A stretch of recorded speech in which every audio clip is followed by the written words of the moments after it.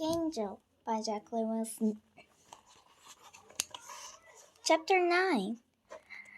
This is it. Time for fun run. Only this isn't fun. I can't run to save my life. Nearly died. I looked at the warm up. It's killing me. All these little death clunges carrying on my tongue. I changed into my shorts and t-shirts in the gym. They've been crushed up in my locker, so they're terribly crumbled. The skirts don't even seem to fit anymore. The waistband sangs and the legs flip badly. I'll run right out of them if I'm not careful. I haven't got the right sort of running trainers either. Just burger, trample, Philistines, but I don't care. I need real wings on my shoes before it would make any difference.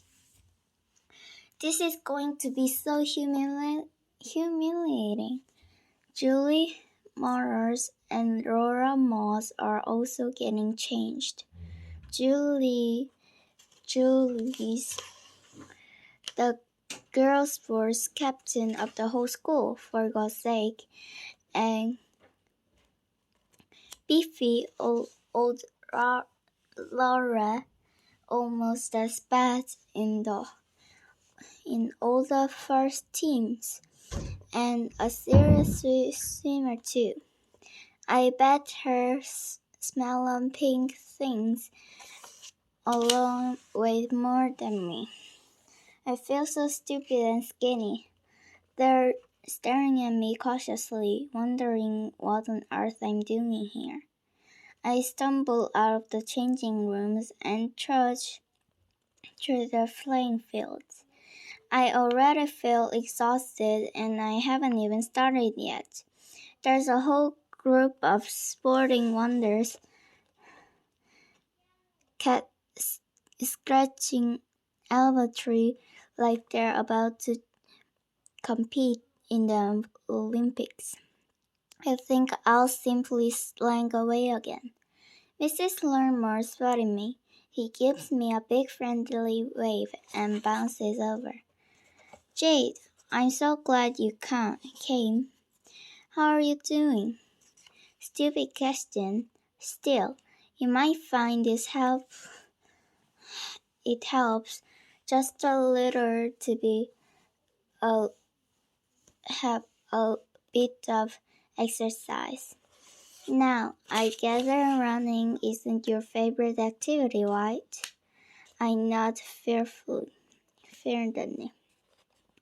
Well, I should start off taking things very easy. Have a walk around the field a few times first. Walk? Riskily, not a window shopping amble. Is to you up. Warm you up. I am warm, too warm. My t-shirt is sticking to me. Is to get your collusion going, said Mr. Lermer, as I blew a words into my fridge. Here, have a drink first. He offers me a bottle of water. You look as if you could do a 5-course meal, too. Did you have lunch today, Jade? Yes, I lied. You're getting too sneaky, he said worriedly. Gee, I know, it's a real problem. His fat voice then popping up to us, alarming large in a great gray tracksuit. Mr. Norman laughs. You got a great sense of humor, Sam. Great being the operative world, said Bad Boy. He raises his arm in a flurry of muscles flexing. Right. Watch Wonder Boy jog. He screws up his face and hurls forward. Hey, hold on there. You need to walk a bit first. You and Jay can keep each other company. But first whip that tracksuit off before you melt on the spot. That's the point of it, Mr. Lorimer. I want to burn up the fat. You won't just burn, you'll boil off with it.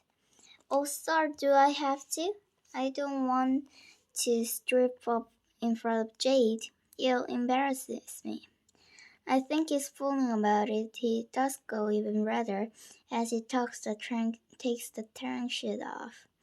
He, he's like an elephant stepping out of his skin. Why on earth are you here? You hate running, same as me, I say. Yeah, well, I'm going to get fit, aren't I? Says Sam. We'll realize we're hope hopelessly unfit, just like walking briskly around and around the fields make us both restless. Maybe I don't care about going fit after all, Sam puffs. Yeah, who wants muscles, I say, as the others strike past us, unfortunately. Our walk slowly to crawl by the hard lap of a field. You look as if you both need winding up, said Mr. Lorimer, jogging past. Come on, stretch out, both of you, and then we'll try a little run. I felt more like a little lie down, Sam gasps. Try exaggerating your legs more and your tongue less, said Mr. Lorimer. He jogs up into a distance. Do you think he was nearly a fat man like me in his youth? Fat voice Sam puffs. And then he joined the fun run club and pow, he turned into a super steady fat man. Definitely, I said dryly. Literally, I have no spit left in my mouth. All the moisture in my body is oozing out of my pores. Oh God, I hope my deodorant's working. I feel disgusting. Thank goodness I'm only walking with Bad Boy Sam and he's in the worse state than I am. He's glancing like a strawberry jelly, and no matter how many times he mops his forehead with his hanky, he stays molten. 3 Francis Franks in the year 10 flashes past and says something about cruel about whales. They all cranked up laughing. Sam laughs cheerily too. Moby Dick, that's me, he says, and Mims spouting through his blowhole. The boys laugh again and split up. You're always clowning, fat boy. Better to have them laughing at me, not at me. I looked at him. No, not a big red jelly, but the boy inside. I get it, I said softly. Sorry, Sam. He grins at me. I'm afraid I'm going to wipe that smile off your face, said Mr. Lorimer, already leaping us. You're both well and truly warmed up now. Try a half of lap of running. Can we have a bit of a rest first? Sam suggests. Then you'll have to warm up again, said Mr. Lorimer. Come on, both of you. Run a little, nice easy peasy. Sam screws up his face and he starts. I clench my fist and trying to force it. No, you guys, relax. Don't grind your teeth. Lose soft flots. Oh, sure, I'm built for frosting, Sam gasps. Kill in this way and that. Try to run straight, Sam. Straight bodies, too. Don't surge up so you're even smaller, Jade. Run tall. He jogs effortlessly beside us. practically marking time, while we lumber and gasp. I can't breathe, Sam moans. Yes, I can. As long as you can talk, you're doing fine. I can't even manage that. I gurgle and groan until Mr. Lorimer takes pity on us and let us walk for a bit. This is meant to be good for us, I pant. I'm definitely having a heart attack, says Sam. Well, don't count on me to keep your kiss life alive. I know an easier way of losing weight. Cutting off both my legs, and it would hurt less, says Sam, rubbing his legs. I'm sure I've got swing syphilis. I haven't got a clue what that is, but I've got straight first, I said. We soldier on, panting injuries. It's still pure throat, but it's good to have someone to groan around with. Vicky always drinks ahead and shows off. Jade, what is it? Have you got a bit stitch? I shake my head, unable to explain. Is it Vicky? Sam asked darkly. I stared at him in surprise. I didn't expect him to understand. It's weird. I'm starting to like Fat Boy Sam. Maybe it's because we're both so hung up on Vicky. I don't know where she is. I thought she'd fly around with me. She's the only reason I'm making a fool of myself. Fun running. Maybe she'll be watching me from me buy her flowers. I shower quickly and rush off. There are more fresh flowers, typing rosebuds and lots of lilies, large and white and waxy, with their overwhelming funeral small. The local florist must have been a field day, Vicky says, leaning at my feet right in front of me, so I have to stop that. She laughs. Stop that by that, the dead or undead, I suppose. Is that what they call spooks? It's like being an antiquarian. There's so many nasty names. You're not spook, you're Vicky. Little Vicky Angel, she says, putting her hands together in mock prayer. She turns her head, peering around her back.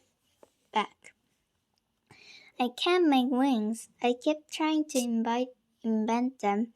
Lovely, rustling, feathery ones, but I can't manage so much as a bit of budge flap. Oh well, I can't do the rest. Watch. Her black top and jeans flash to the snowiest, whitest white, while her hair is from the form and perfectly golden red halo. She's good at the flowers. She look at the flowers beneath her pretty boots and wave her arm in the air. Rosebuds circle her neck, slide up and down on her wrist and stand every finger. White lilies cloak her fiercely, swinging around as she moves, really, just like a real angel. Then she suddenly stirs, tossed her head, put one boot in layers. Hey, now I'm Elvis, right? All that right cloak stuff was way over the top. Wonderfully tacky. Definitely Lady Elvis.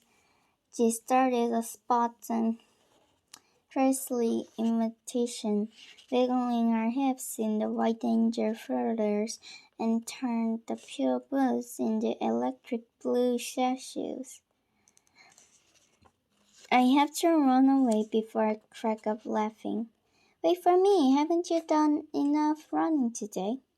Vicky swoops about me, kicking off her son's shoes, so that the spare into the air, turning off her flowers until they fell like confetti. Where were you on the fun run? I only did for you, but you cleared off. I was there, all set to run with you. You are the one who went off with the stupid fat boy off. Sam's okay. Ooh, Sam, shut up, Vic. You can't ever shut me up now. I can't go on and on and on and on and on and on. She's right by my ear, shouting into my head. Stop it! And on and on and on and on and on. You're driving me crazy. That's what ghosts supposed to do. And on and on and on and on and on and on and on and Jade, a car pulled up beside me, staring me still. I've been shaking my head on the chair away from Vicky's voice. Now the street shakes instead. Everything blurs. Jade, are you alright? It's Mrs. Grammer. English and drama. Oh God, I hope I wasn't talking out loud to Vicky. She is standing right beside Mrs. Grammer, eyes gleaming, angered to see what happens next. I am okay, thanks. Would you like a lift home? That sounds a wonderful idea. I'm tired out after all the running. I long to get into Mrs. Glamour's car and dry up, but Vicky's glaring at me, shaking her head. It's kind of you, but I'm fine walking. How are you doing, Jade? I shrugged. I thought you read Vicky's rinses to be careful beautifully. It was almost as if you were Vicky. You know I've started off this drama club. Your name was down for it, but then it was crossed out. I changed my mind. Can't you change it back? I think you'll be brilliant. There were shines in the air, but Vicky's still glaring. I'm not sure, Mrs. Glamour. She thinks I'm shy. Why don't you come on next week, Jade? Just to give it a try. Some of the girls in your class come, Mary and Shiver. Vicky sounds impatiently. She puts her way right through Mrs. Glamour, emerging weirdly out of her navy sweatshirt and trousers, still in her starry fluorescent white. She takes hold of my hand with her ghostly hands and tries to shake it to say no. Jade, have you hurt your neck? It's just a bit stiff. And I'm a big stiff that you're not going to get involved with this that dairy drama stuff. That wasn't part of the deal at all. It was because of the drama stuff that I can't let her say it. I'm sorry, I hissed at Mrs. Glamour, and then I rushed up. Vicky runs beside me, doing a tear the letter, still stuff. What's the matter? Vicky asks. I feel awful. You feel awful? What about me? I know, I'm sorry. You haven't been acting very sorry. All that huffing and puffing with Sylph and Fat Voice Sam. I'll stay away from Sam. Fat Voice Sam.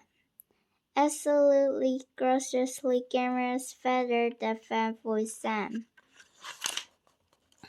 Right, that's better. says Vicky, grinning. Shall I come back to your house? I rush you.